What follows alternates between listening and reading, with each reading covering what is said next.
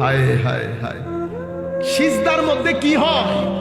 তো সিজদার মধ্যে মানুষ তার শরীরের সবচেয়ে উৎকৃষ্ট যেটা অংশ সেটাকে সবচেয়ে নিকৃষ্ট অংশের মধ্যে ফেলে রাখে মানুষ সিজদার মধ্যে। এই কারণে আমরা সিজদা কয়বার করি? 2 বার। হযরত আলী রাদিয়াল্লাহু তাআলা আনহুকে জিজ্ঞেস করা হয়েছিল, হুজুর রুকু একবার, দাঁড়াই একবার, সিজদা 2 বার কেন? তো সিজদা 2 বার কারণ মিনহা খালাকনাকুম ওয়া ফিহা নুঈদুকুম ওয়া মিনহা নুখরিজুকুম তারাতান উখরা। এই মাটি থেকে তোমাকে বানানো হয়েছে, এই মাটিতে তুমি আবার ফেরত যাবে, এখান থেকে তোমাকে আবার তোলা হবে। প্রথম সিজদার মাধ্যমে তুমি বলতে চাও যে এই মাটির মাধ্যমে তোমাকে সৃষ্টি করা হয়েছে। সিজদা থেকে যখন তুমি উঠে দ্বিতীয় সিজদার মধ্যে যাও, তুমি বলতে চাচ্ছ আবার তুমি এখানে ফেরত যাবে। তুমি দ্বিতীয় সিজদা থেকে উঠে জানান দিতে চাচ্ছ এখান থেকে আবার আমাকে তোলা হবে, এখান থেকে আবার আমাকে তোলা হবে। যারা সিজদা দেন, তো আমার শরীরের মধ্যে সবচেয়ে গুরুত্বপূর্ণ অংশ আমার মাথা, সেই মাথার সবচেয়ে সম্মানজনক অংশ আমার কপাল। সেই কপালকে আমি ধরতির সবচেয়ে ময়লা জায়গার মধ্যে রাখি আল্লাহর সম্মানার্থে, আল্লাহর সম্মানার্থে। এই জন্য আল্লাহ এবং বান্দা দুইজন সবচেয়ে বেশি কাছাকাছি থাকে কোন অবস্থায়? সিজদার অবস্থায়। কিন্তু সেই সিজদার মধ্যে আমরা কত জায়গায় যে পড়ে থাকি তার কোনো ঠিক নাই। হায় হায়। আমরা কেউ সিজদা করি সুবহান রাব্বিয়াল আলা 3 বার বলে ফিনিশ, কেউ বছরের পর বছর সিজদা করছি। সেই কারণে উলামায়ে কেরাম বলছেন মুসল্লি কয়েক ধরনের হয়। প্রথম ধরনের মুসল্লি মুফলিহ। তো এরা কারা? তো এরা হচ্ছে ওই সমস্ত মুসল্লি যারা নামাজের মাধ্যমে আল্লাহর নৈকট্য অর্জন করেছে, নামাজের মাধ্যমে আল্লাহর নৈকট্য অর্জন করেছে। এদেরকে বলে মুসল্লি মুকাররাব, যারা নামাজের মাধ্যমে আল্লাহর নৈকট্য অর্জন করেছে। কেন? নামাজ দেওয়াই হয়েছে আল্লাহর নৈকট্য অর্জনের জন্য, রেজা ইলাহি হাসিল করার জন্য। কারণ নামাজের মধ্যে বান্দা আল্লাহ একাকার হয়ে যায়। আল্লাহ বলে বান্দা শুনে, বান্দা বলে আল্লাহ শুনে। বান্দা বলে সুবহানাকা, মাওলা তোমার পবিত্রতা, আল্লাহুম্মা ওয়া বিহামদিকা, তোমার প্রশংসা। বান্দা যখন সুবহানাকা বলার পরে আলহামদুলিল্লাহর মধ্যে আসে, বান্দা আলহামদুলিল্লাহ বলে, আল্লাহ হামিদানি আব্দি বলে, বান্দা আর রহমান আর রহিম বলে, মালিক ইয়াউমিদ্দিন বলে। প্রত্যেক শব্দের পরিবর্তে আল্লাহ বান্দাকে জবাবও দেয়।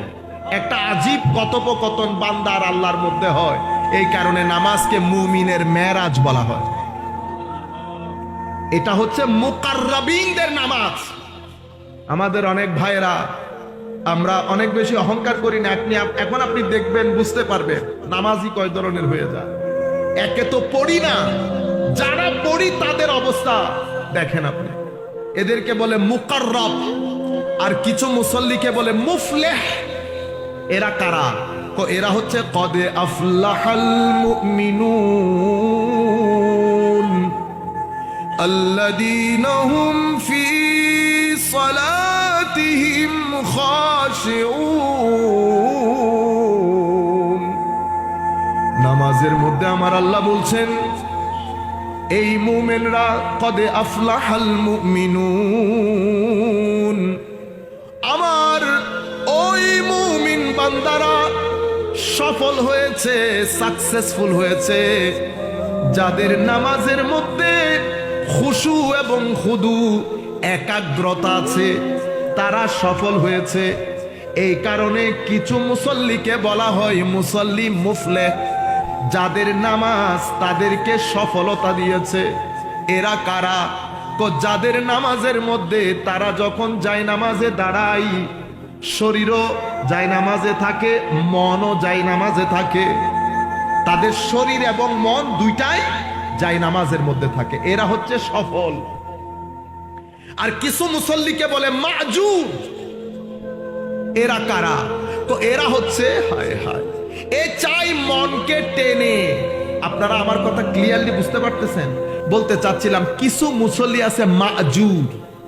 মাজুর মানি আমাদের মতো লোক, আমরা যখন দাঁড়াই মন বাইরে চলে যেতে চায়, মনকে ধরে এনে যায় নামাজে দাঁড় করে, আবার দেয় দো, আবার টেনে আনি। আজীব এক যুদ্ধ। ওয়াল্লাযীনা জাহাদু ফীনা লানাহদিয়ান্নাহুম সুবুলানা। তো যারা আমাকে পাওয়ার জন্য আমাদের রাস্তায় চেষ্টা প্রচেষ্টা করে, মুজাহাদা করে, কষ্ট করে, আমি তাদেরকে আমার পথের দিশা দিয়ে দেই। আপনি যদি চেষ্টা করেন, আমার আল্লাহ বলছে আমি পথের দিশা দিয়ে দেই। এদেরকে বলে মুসল্লি মাজুর। এরা যে টানা হেসরা করে, আমার আল্লাহ ক্ষমা করে দেয়। 4 নাম্বার মুসল্লি, এরা কারা? হায়, এরা হচ্ছে মুসল্লি মাহরুম। এরা বঞ্চিত হয়ে গেছে, এরা বঞ্চিত হয়ে গেছে। কোন মুসল্লি? আমার আল্লাহ বলছেন ফাওয়াইলুল লিল মুসাল্লিন আল্লাযীনা হুম আন সালাতিহিম সাহুন আল্লাযীনা হুম